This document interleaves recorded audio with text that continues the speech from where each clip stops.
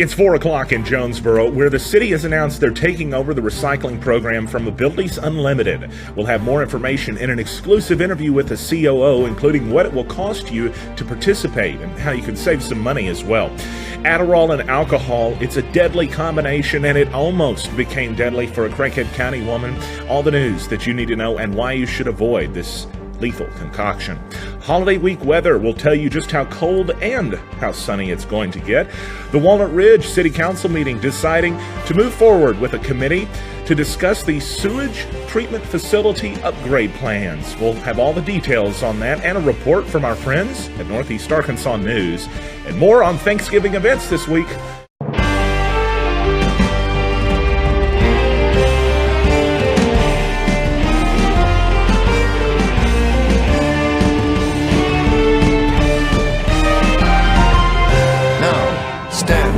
Reporting. Well, there's breaking news to bring to you. It actually just came into the newsroom just a couple of seconds ago as we kick off the newscast. Glad to have you in with us. Please like and share if you want to help us out a great deal. So the news that's breaking from JPD, it came into the newsroom just a few seconds ago, so we're literally just getting this into our system. But the news is right there. JPD has arrested 3, the street crimes unit. We have photos of 2, thanks to Sergeant Cassie Brandon, who sent these along. We don't have a photo of the 3rd suspect, but let's tell you exactly what we know about this, what all is going on. The JPD Street Crimes Unit investigators arrested 3 subjects after the execution of a search warrant that resulted in the seizure of suspected methamphetamine, fentanyl, ecstasy, and a loaded gun. This happened November 21st. Is that today? I'm not sure. She sends these releases out by the day, but I'm presuming that's today. I don't have a calendar nearby. Yes, it is. Today, Jonesboro Street Crimes Unit executed a search warrant at 1006 Cartwright, apartment number 2.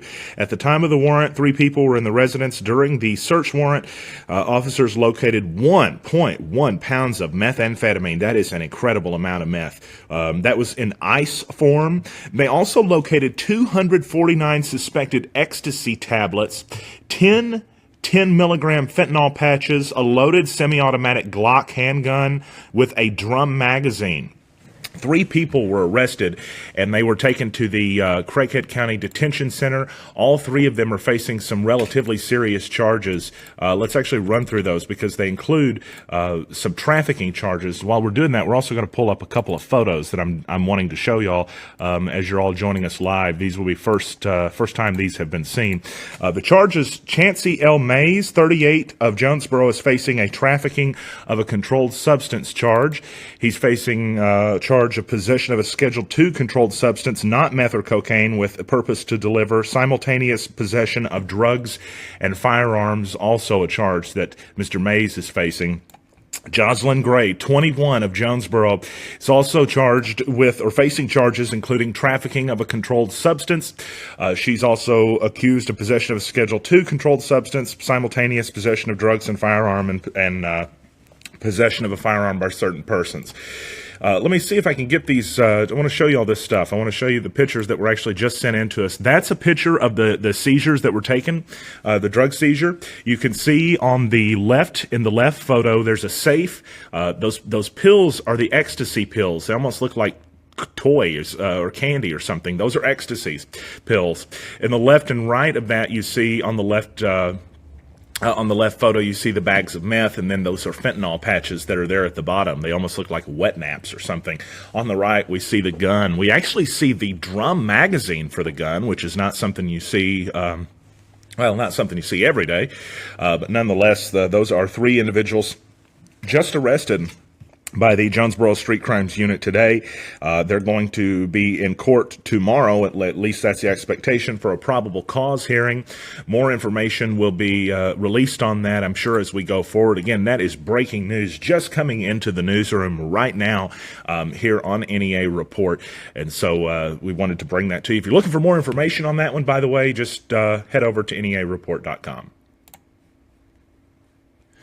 One of the big stories we brought you yesterday on NEAReport.com was that the city of Jonesboro would be taking over the recycling program from Abilities Unlimited. Joining us on the phone right now to talk about this a little bit more is the Chief Operating Officer of the city of Jonesboro, Ed Tanner. Thank you, sir, for taking a little time to talk to us today. We appreciate it.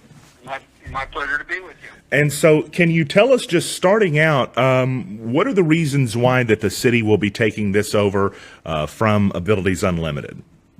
Well, there's actually two parts of the recycling program. One of the parts is collection. The second part is processing. Right now, Abilities Unlimited does both the collecting and the processing of the recycling. Back in the spring, Abilities Unlimited approached the city regarding some financial hardships I think that they were undergoing, particularly regarding the collection process. So they asked to renegotiate our contract, or if there was anything we could do for the remainder of our contract, which ends June 30th of 2018. We looked up and down, left and right, everywhere we could to possibly give them some relief. And what we came up to was, for the remainder of the contract, we modified this through the city council, was for Abilities to collect twice monthly instead of every week. So instead of 4 or 5 times a month, they shifted that to twice monthly, which is our current pickup that we're doing now. And we're hopeful that that will hold them over until next summer, when the city will be able to take over the collection part of the recycling program for Jonesboro.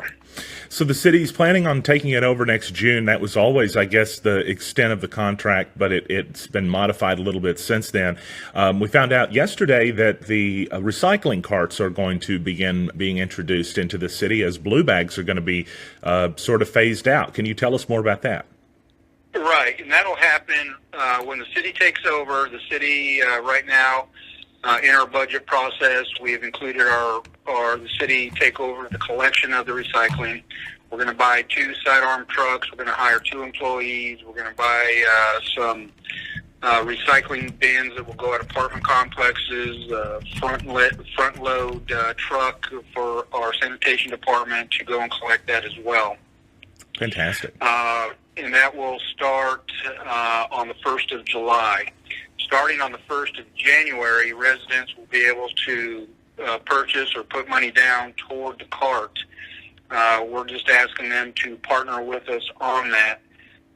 We buy the carts roughly $45, $50. We're asking the residents to put in $20 for a cart that will last at least 10 years, and the city will pay the rest. And so there's really no additional expense to the customer.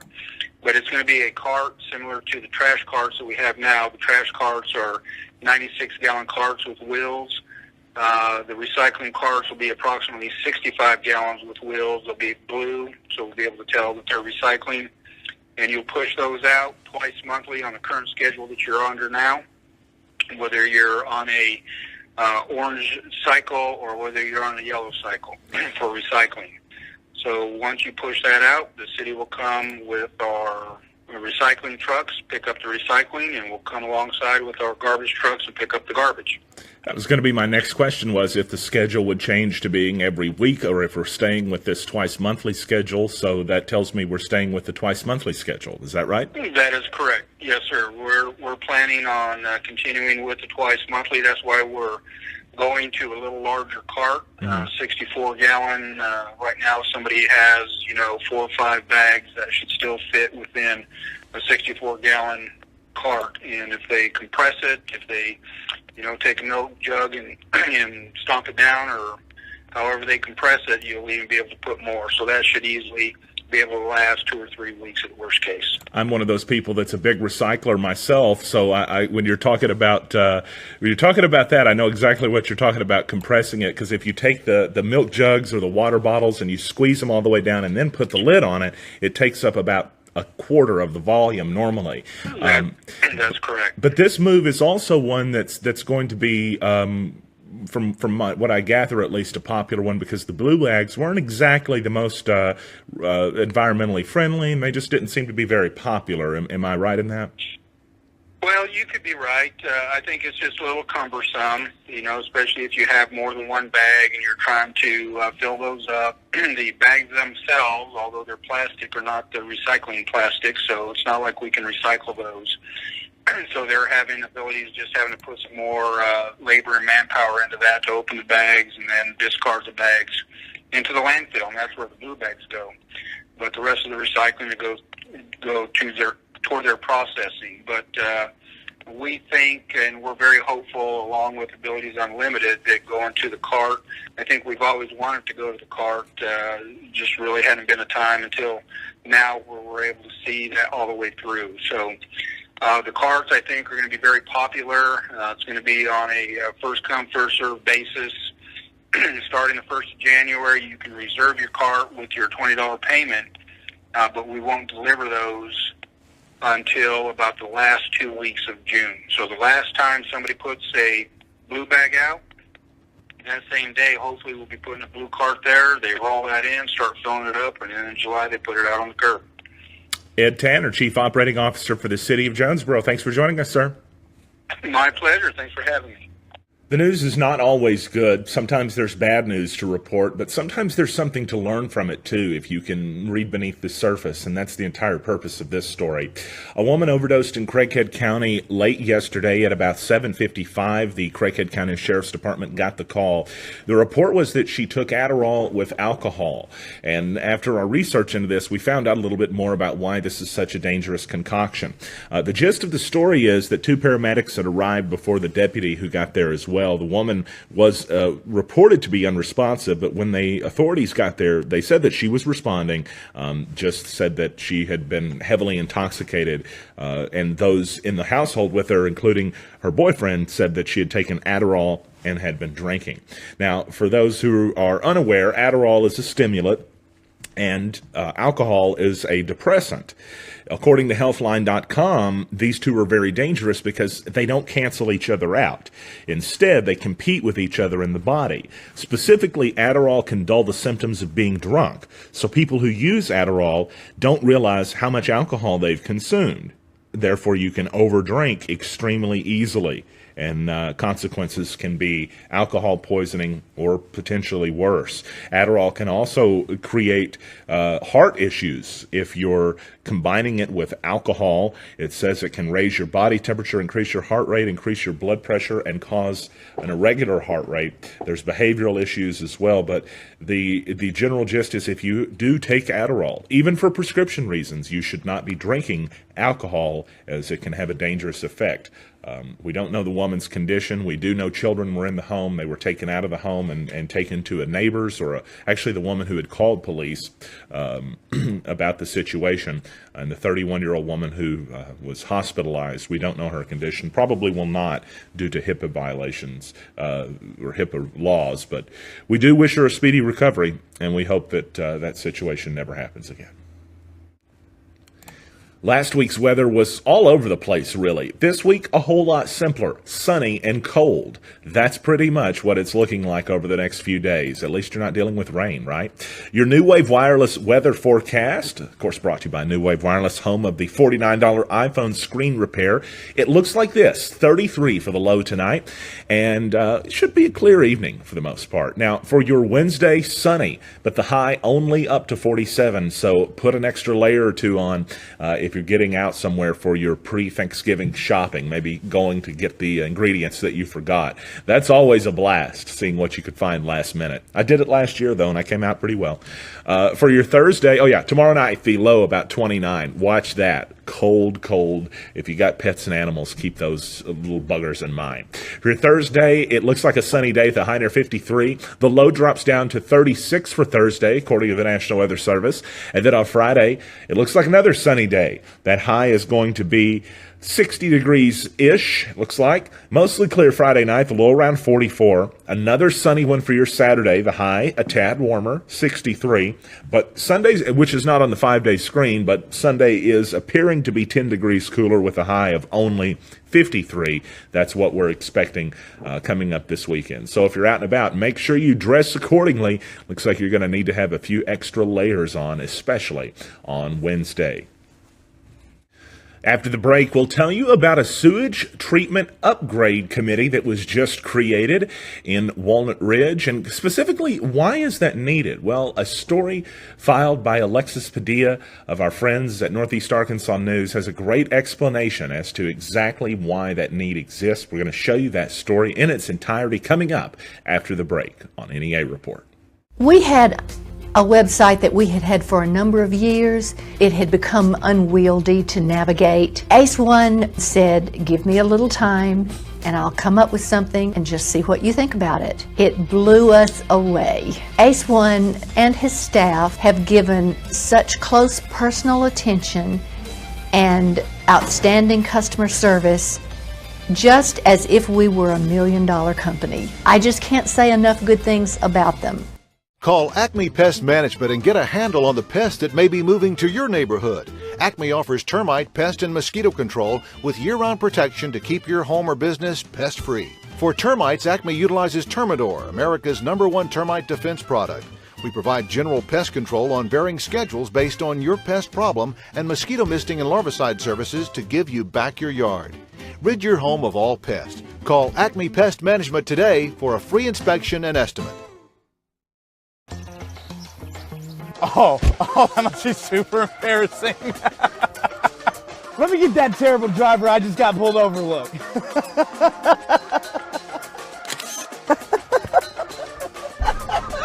This is perfect. Whether you're a driver or a passenger, you're required by law to buckle up. Click it or ticket. Every trip, every time.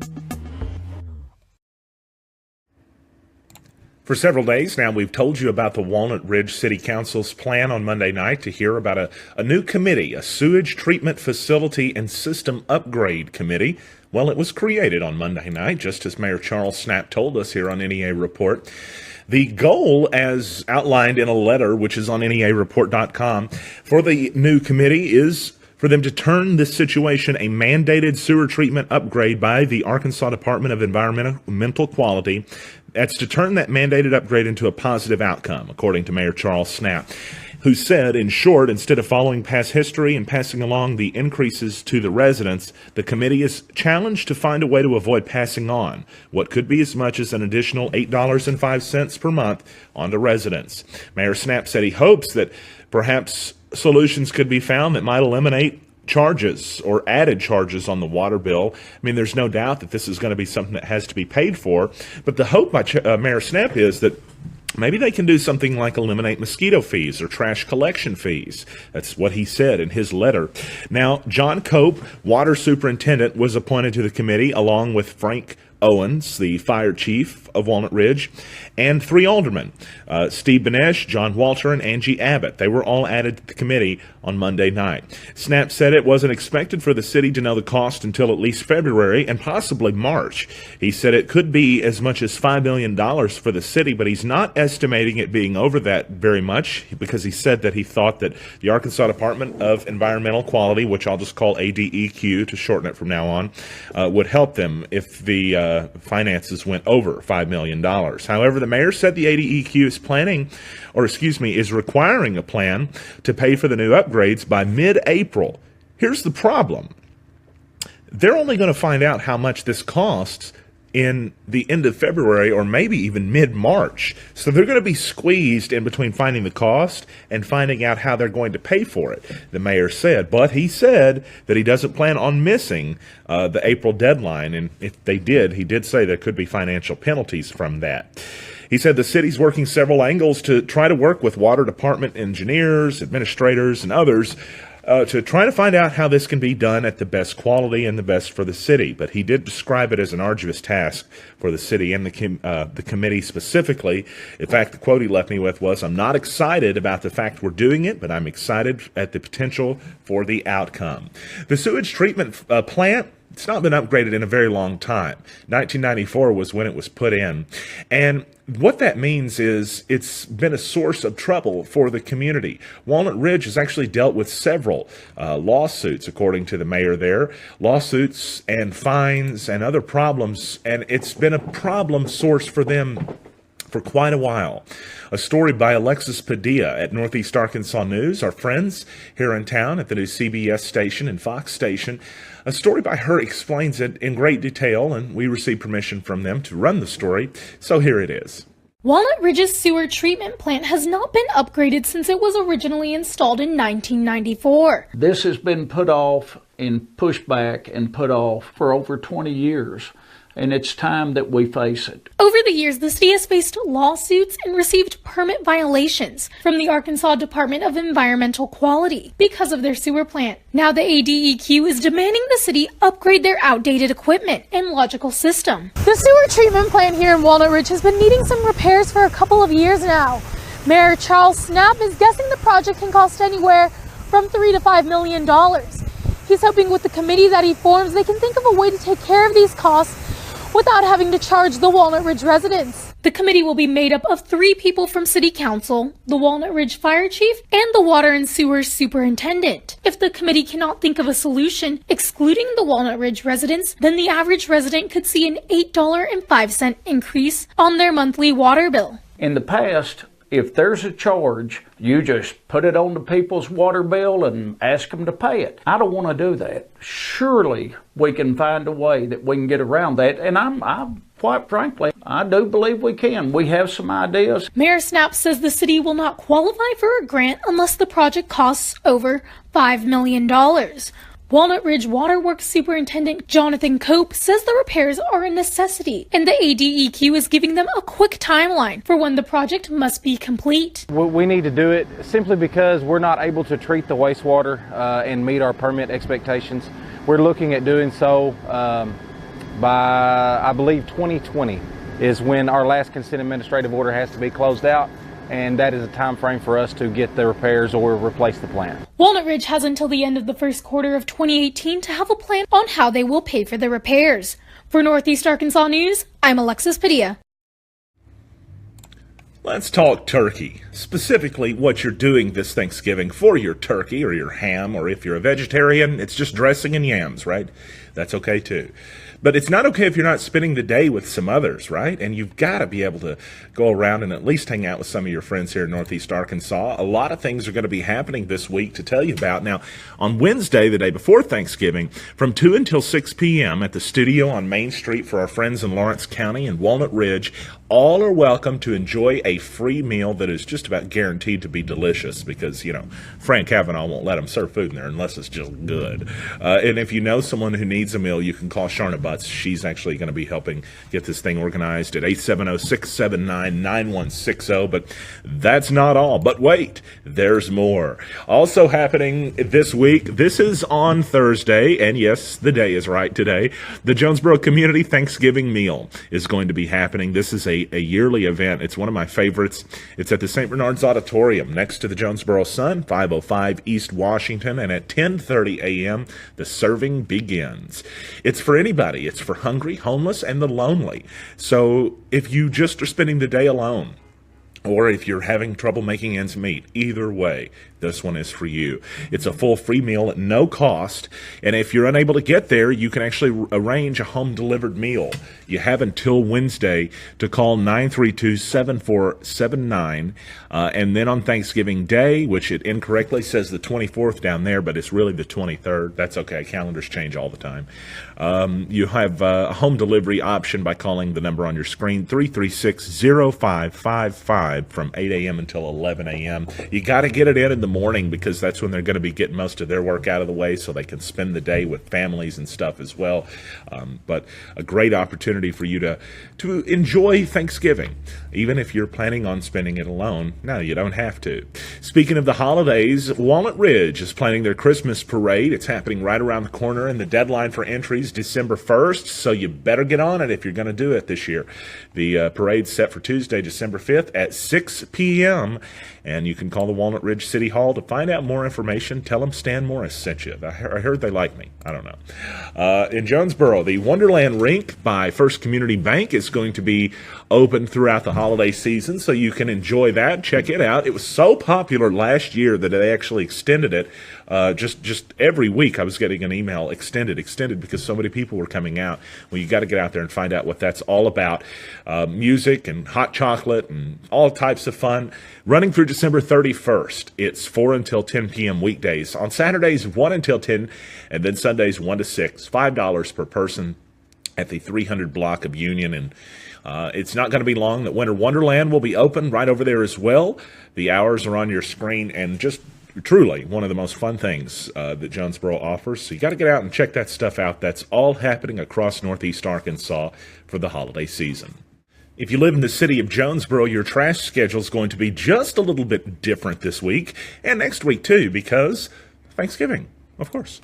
Here it is. Take a look at it. It's actually a little bit different for this week's Thursday and Friday, normal otherwise for today and tomorrow.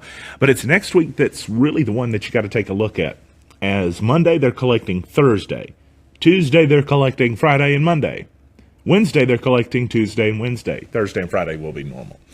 That's also available at neareport.com and on the City of Jonesboro's Facebook page if you'd like to take a look at it. You can do so there. Closing out now with 5-day forecast, and my goodness gracious, are we looking at some sunny skies in this one? Not tonight, of course, because we're going to go down to about 33 with that moon, or whatever variation of it we see this evening. Then on Wednesday, it's going to be about 47 for the high, with only 47 degrees being as high as we go. So if you're going out to do a little bit of shopping, you're going to definitely want to wear that coat. Sunny otherwise, though. At least you got that. Maybe a little breezy out there. 29 for the low tomorrow night. On Thursday, 53 for the high, sunny skies, and 36 for the low on Thanksgiving evening. Then on Black Friday, 60 for the high, 44 for the low, but it should be relatively sunny all through the next few days. So there's always that. Thanks a lot, everybody, for joining us on the NEA Report tonight. We invite you back tomorrow for more news at 4 o'clock. Tomorrow will be the last newscast of the week, and we're going to take off on Thursday and Friday because it's the holidays, man. You got to enjoy the holidays. But we'll be back with lots more news. So stick around for that. Don't forget to like and share if you like what you saw here. Invite your friends to like NEA Report so more people can get their news from us. That helps us to bring the news to more people, but bring you more information, too, because we're connected to more people when we do that. And you can also like and share and comment as well if you would like to help us and support us. It really does go a long way. And remember, at the end of every day, we always put our newscast on our YouTube channel. So if you go to YouTube and you search for us there and you want to just have the forecast and the newscast and all the other fun stuff that we're doing automatically sent to you every day, that's all it takes. Just subscribe to us on YouTube and you'll have it. Thanks so much, everybody, for joining us. Hope you have a great day, and we'll see you tomorrow.